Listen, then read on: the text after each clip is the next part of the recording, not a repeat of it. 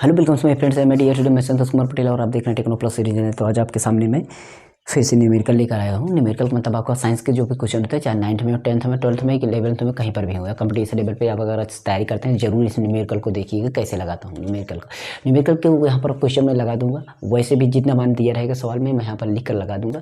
तो क्या करिएगा, आप बेसिक सूत्रों को समझिए। पहले बेसिक सूत्र क्या होते हैं फिजिक्स में, क्योंकि साइंस में अगर बेसिक सूत्र आपको पता रहता है सवाल लगाने में बहुत ही मजा आता है। और बेसिक सूत्र जितने भी होते हैं उस पर सवाल जितनी होती है ना, उस पर मैं बेसिक सूत्रों को बता चुका हूँ। वो वीडियो जरूर देख लीजिए, उसमें मैंने बताया कि इन्हीं सूत्रों की वजह से आपको न्यूमेरिकल नहीं आता है। ऐसे कुछ थंबनेल बना के मैंने बनाया हुआ है, तो उन वीडियो को जरूर देख लीजिए, आपको बहुत ही लाभ होगा। तो उन सूत्रों को जरूर याद रखिएगा, ठीक है। सवाल पर मैं सीधा चलता हूँ और बताता हूँ। मेरे सेकंड चैनल के लिंक नीचे डिस्क्रिप्शन में, प्लीज़ उसको चैनल को सब्सक्राइब कर लीजिए। मोबाइल कंप्यूटर टेक्नोलॉजी से वीडियो डालते हैं, ठीक है। तो क्वेश्चन आपके सामने मैं यहाँ पर लगा दूंगा और क्वेश्चन जो है आपके यहाँ पर दिखाई देगा। तो सीधा मैं पॉइंट्स बात करता हूँ सीधा कि एक है कि 20 किलोवाट के इंजन द्वारा 10 सेकंड में किया गया अधिकतम कार्य कितना है।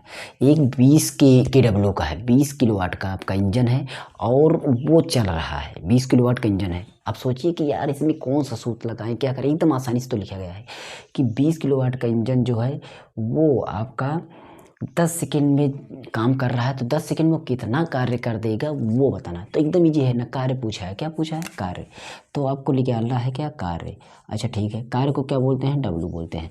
तो आपको पता होना चाहिए कि डब्लू बराबर क्या होता है, आपको पता होना चाहिए। तो डब्लू बराबर होता है आपका शक्ति। क्या होता है? शक्ति मतलब पी, और गुणा आपका होता है क्या?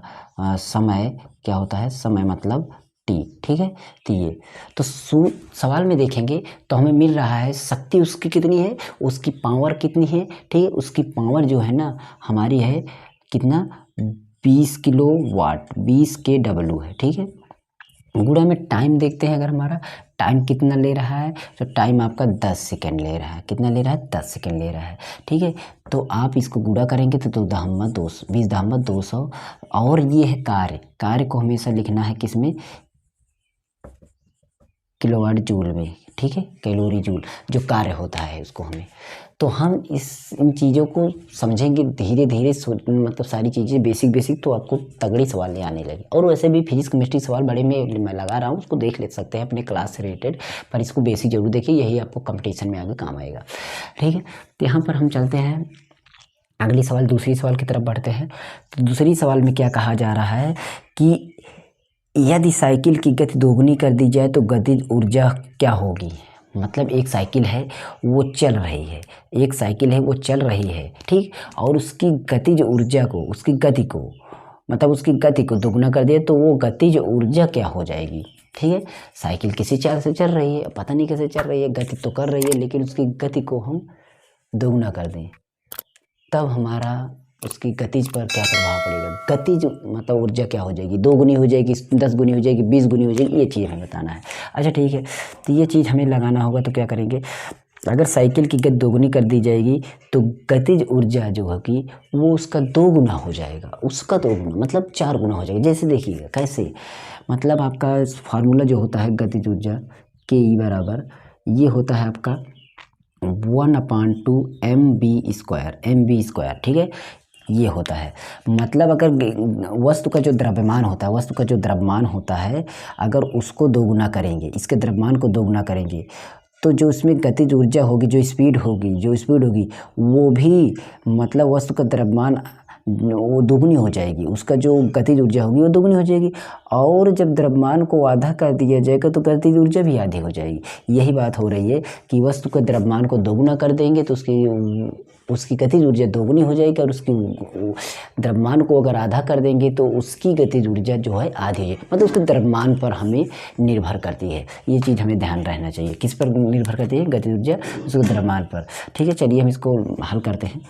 तो इसमें देखिए 1/v m हो गया v, ठीक है, 1 2 ये हो गया आपका। अब यहाँ पर कंडीशन क्या लग रही है? कंडीशन ये लग रही है कि v1 बराबर जो v है वो बोला जा रहा है कि दोगुना कर दिया जाए उसकी गति को, तो उसके चाल को, मतलब उसको दोगुना कर दिया जाए। इसको दोगुना हम कर देंगे, अच्छी बात है, दोगुना कर दो। 1/2 m, ठीक है, 1/2 m बराबर m, b का मान हमारा आ गया 2b, v का मान हमारा आ गया 2b, का होल स्क्वायर, तो हमारा 1/2m, ठीक है, 1/2m बराबर, और गुणा में आपका हो जाएगा 2 दूना 4, कितना हो जाएगा 2 दूना 4, ठीक है, और 2 दूना 4 हो जाएगा, v² हो जाएगा, ठीक है।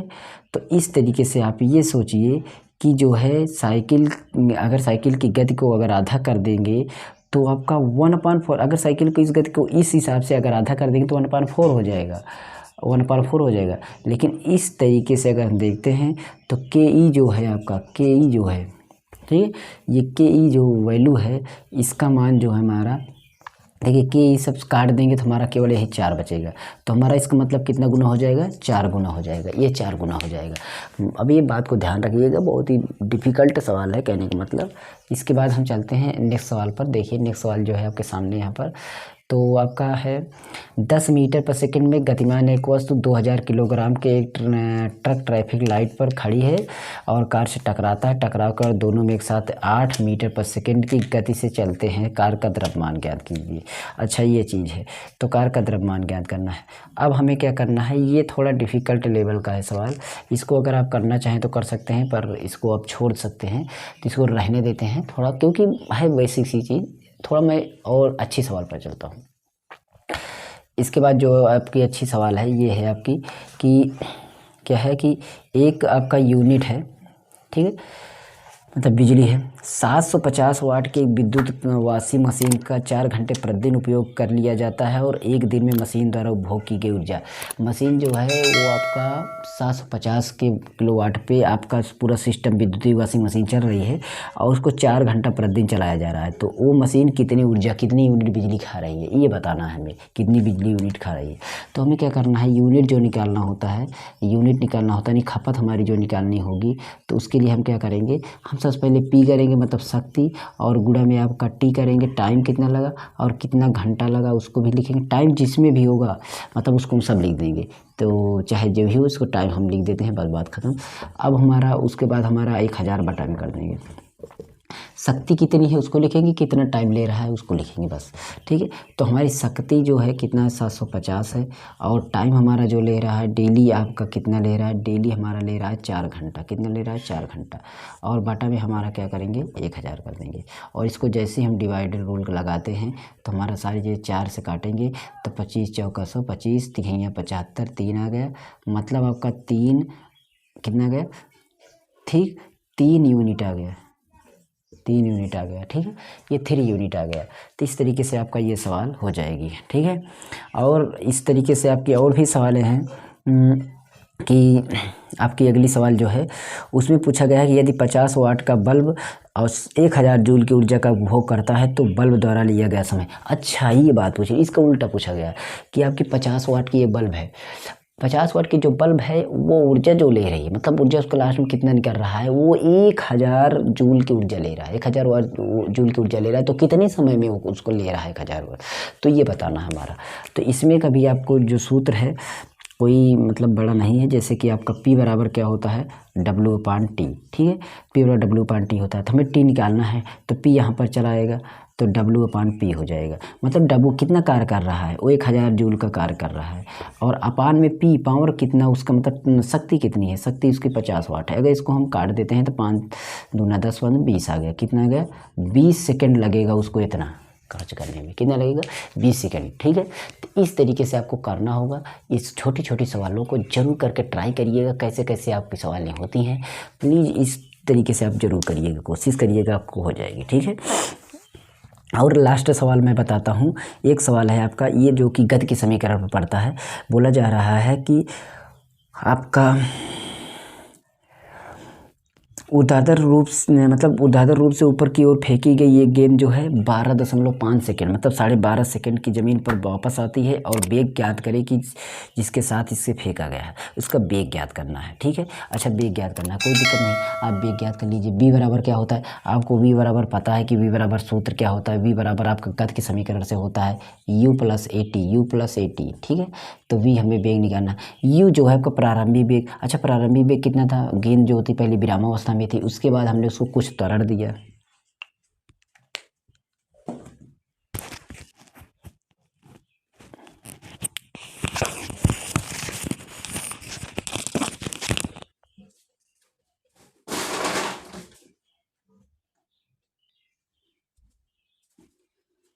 तो लाइट चली गई, लाइट चली गई। इसकी दिक्कत से आपको हम बताने में अब जल्दी से इसको हम ख़त्म कर देते हैं वीडियो, क्योंकि लाइट जाने से अब टाइम नहीं मिलेगा कब आएगी। तो यहाँ पर मैंने प्रारंभिक अवस्था में आपका मतलब पहले कितनी चाल से थी 0।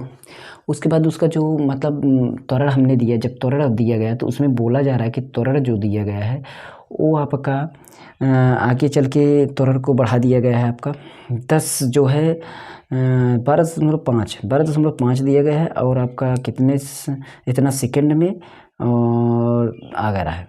ठीक है, तो ठीक है, आपको कोई दिक्कत नहीं है। ऊर्ध्वाधर दिशा में तो उस पर गुरुत्व त्वरण जो लगेगा ऊपर 10 पर लगेगा। कितने लगेगा? ये 10 लगेगा, और उसके बाद गुणा में आपका 12.5। ये इसको हम गुणा कर देंगे तो जो भी आ जाएगा 10 का गुणा करेंगे 10 में उधर चला जाएगा, मतलब 125 आ जाएगा। टोटल कितना आ जाएगा? 125 आ जाएगा। कितना आ जाएगा? 125। और ये आपका वेग है तो मीटर पर सेकेंड में लिखा जाएगा, क्योंकि मीटर पर सेकेंड में था। तो यही थी। अगली वीडियो जैसे ही हम लेकर आएंगे तो उस वीडियो को आपको पाना है अगर, तो ज़रूर चैनल को सब्सक्राइब कर बेल आइकन पर कर दीजिएगा। इस तरीके से लाइट अगर जाती रहेगी तो दिक्कत होगी, प्लीज़ सपोर्ट करिएगा, लाइट जाए ना। मैं इन्वर्टर और सभी की व्यवस्था कर चुका हूँ, इसलिए सपोर्ट करिए। अच्छी अच्छी वीडियो लेकर आएंगे आपको पूरा 12th लेवल तक और कंपटीशन लेवल तक mobile computer technology related video अग्रतर चैनल पर डालते हैं, जो चैनल नीचे डिस्क्रिप्शन है। प्लीज़ जरूर एक बार प्लेलिस्ट चेक करिए, अच्छी अच्छी सवालें हैं, अच्छे अच्छे वीडियो हैं। Okay, thanks for watching. मिलते हैं अगले वीडियो में, तब तक के लिए।